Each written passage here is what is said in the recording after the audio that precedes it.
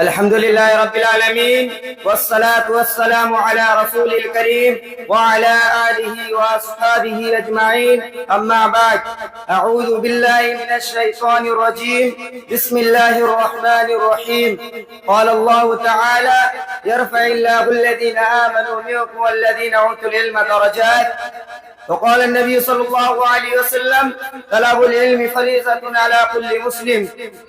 صدر محترم، مشفق و مربی اور اساتذہ اکرام اور میرے دینی بھائیوں، آج اس سالانہ اجلاس میں میری تقریر کا عنوان ہے علم دین کی اہمیت و فضیلت۔ اس شعر کے ساتھ میں اپنی بات کو شروع کرتا ہوں۔ لو خون بیچ کر جو علم و ہنر ملے، جس سے ملے جہاں ملے جس قدر ملے۔ علم دین کی اہمیت و فضیلت مسلم ہے۔ قرآن و حدیث میں دین تعلیم حاصل کرنے کے متعلق بہت تاکید آئی ہے۔ اس کی اہمیت و فضیلت ہمارے نبی کریم جناب محمد رسول اللہ صلی اللہ علیہ وسلم نے خوب اجاگر کی ہے۔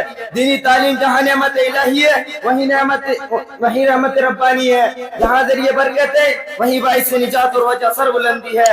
اصل علم تو دینی تعلیم ہے۔ یہ علم دین انسان کو گمراہی سے ہدایت بتاتا ہے۔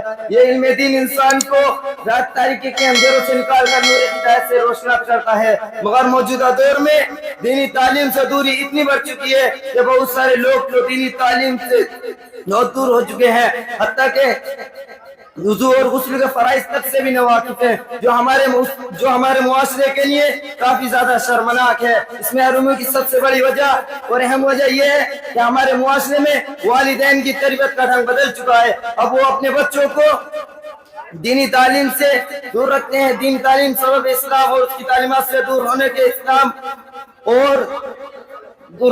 حتیٰ کہ وہ حرام و حلال کی تمیز بھی نہیں کر پاتے۔ قرآن کریم کے تقریباً 78,000 الفاظ میں جو سب سے پہلے لفظ اللہ عز و جل نے رسول کریم صلی اللہ علیہ وسلم کے قلب اطہر پہ نازل فرمایا وہ اقرا ہے، یعنی پڑھیے۔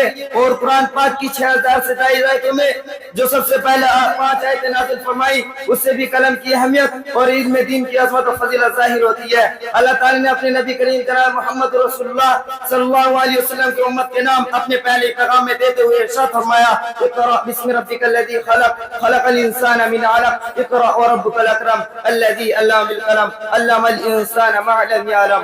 مسلمانوں کے لیے اسلامی تعلیم حاصل کرنا نہ صرف ایک واجب العطا فریضہ ہے بلکہ اس فریضے کی بڑی اہمیت و فضیلت بھی ہے۔ اللہ تعالیٰ کا ارشاد ہے، یرفع اللہ الذین آمنوا منکم والذین اوتوا العلم درجات۔ قرآن کا علم ترقی کا ذریعہ ہے۔ نبی کریم صلی اللہ علیہ وسلم نے ارشاد فرمایا، ان اللہ یرفع بہذا الکتاب اقواما ویضع بہ آخرین۔ اسی طرح دوسری جگہ فرمایا، خیرکم من تعلم القرآن وعلمہ۔ تم میں سب سے بہتر وہ ہے جو قرآن سیکھے اور سکھائے۔ علم کا راستہ جنت کا راستہ ہے۔ علم دین کے اصول سے جنت کے راستے آسان ہو جاتے ہیں۔ نبی کریم صلی اللہ علیہ وسلم کا فرمان ہے، من سلک طریقا یلتمس فیہ علما سہل اللہ لہ طریقا الی الجنہ۔ جو علم دین کی تلاش میں نکلتا ہے اللہ تعالیٰ اس کے لیے جنت کے راستے آسان کر دیتا ہے۔ اللہ تعالیٰ کی صحیح معرفت و خاصیت علم دین کی وجہ سے دنیا و آخرت میں درجات کی بلندی، فرشتوں پر فوقیت کے علاوہ اللہ تعالیٰ کی صحیح معرفت و خاصیت حاصل ہوتی ہے۔